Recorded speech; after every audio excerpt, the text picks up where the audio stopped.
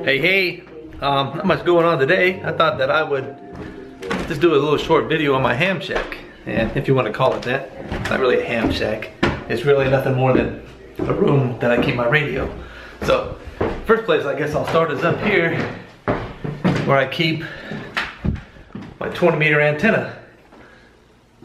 Up here. So, shall we go? FYI, if you have a house that has attic stairs like this, and this part, the stairs break or otherwise need replacing, hire somebody to do it. My son and I did this. I'll never mess with that again. Never.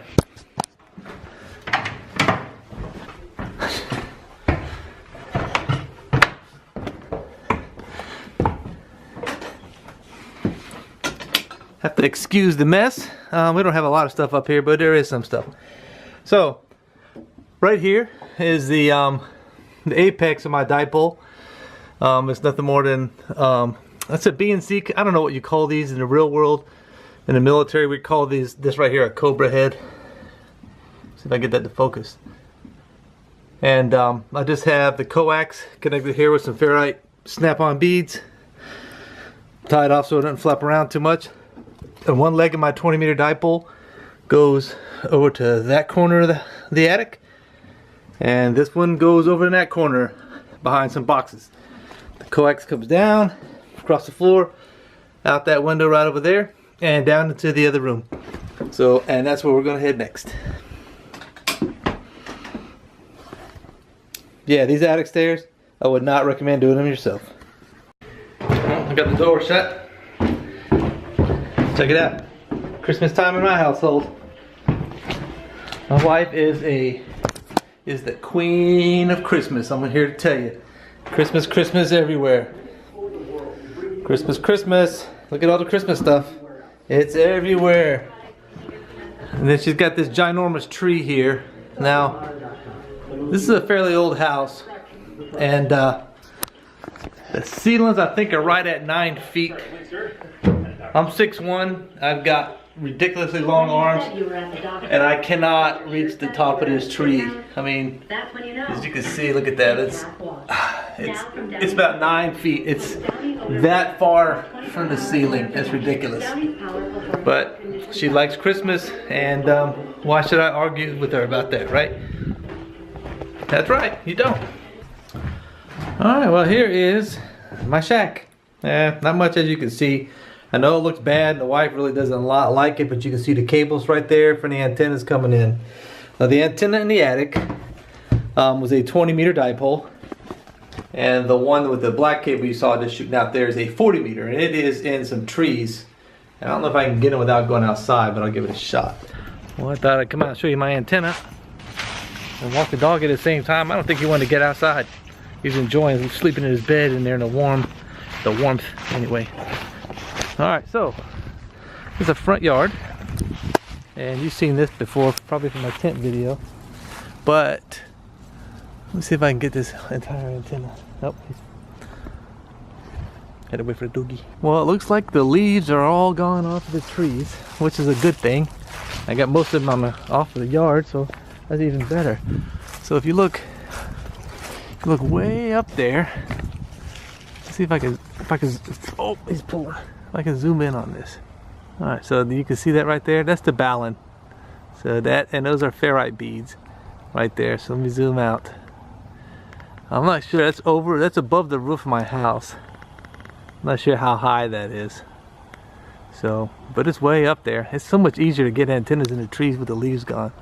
So if you can see, I don't know if you can watch that wire going down on that side, but you can follow that green line all the way over here to this tree. When it turns into red, that's the length of it. So that's a 40-meter dipole, and the cable comes down to the house. And I showed you the one in the attic.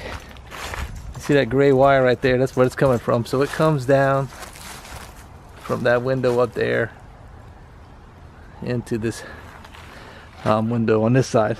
The wife doesn't like it, but hey, she still gets her Christmas decorations up, right? Let's check it out. She's got wreaths and all, well, wreaths. I don't know what you want to call those. Are those wreaths?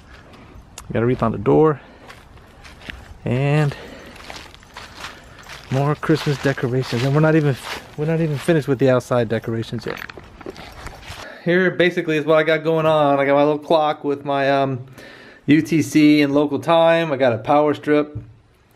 And the only thing I got plugged in it right now is the power supply for this Yaesu 857D. I've got a MFJ Versa Tuner 2, a MFJ 941E model.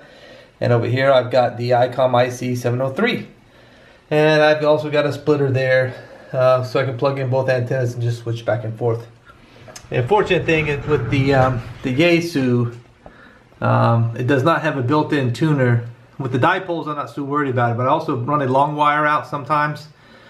And with that long wire, I was actually able to tune in using that tuner, using this tuner with that 29-foot wire antenna I have. I was able to tune in 6 meters, 10 meters, 12, 15, 17, 20, 30, 40, and 80 meters, believe it or not. It worked out pretty good. One thing that did help tuning that in was this little device right here.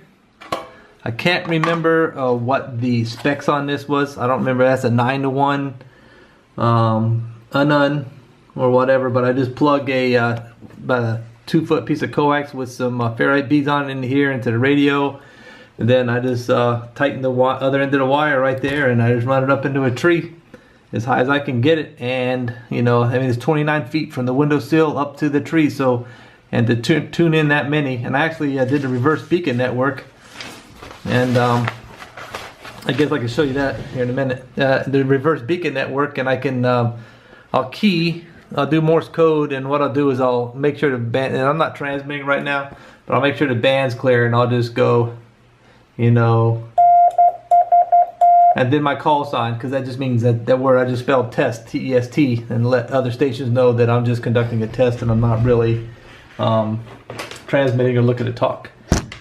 This cable right here is for my MacBook. I have 2 of them. It's just a power supply. This is a control cable that I can plug in so I can control the radio from my MacBook. I use motovlogger DX for my logging software and other things. You can do a lot more with this than I do, but I like it because since you can program or connect it to the radio, if a spot shows up with somebody, I can go ahead and double click on it and automatically tunes the radio to their frequency and the mode they're using. And then I can also log my contact here and automatically upload it to Logbook of the World or QRZ page, so it works out pretty good. Unfortunately, it's motovlogger DX. It's only manufactured for Macs, but there's plenty of other logging software out there for people to use. I also use an app called Soda Goat. A lot of people do these on-air activations on these mountaintops. Soda stands for Summits on the Air.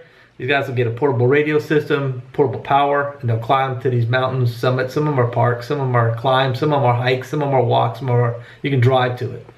And they'll get out there and they get points for getting so many contacts and things of that nature. So I try to support them because they don't get points if they don't get enough contacts. So when I see somebody spotting themselves for a soda activation, I'll turn on my radio and see if I can hear them. And that's just an app on my phone. I know you're not going to be able to see that, but I'll see if I can bring it up here. So it looks like this. Oh, let me do this. So the app looks like that, and you can see that where the person's call sign is, what frequency they're on, and whether they're using Morse code or sideband, aka using a microphone. So anyway, that's what I got for now. If I can figure out how to do some screen recording, I'll definitely take care of that too. But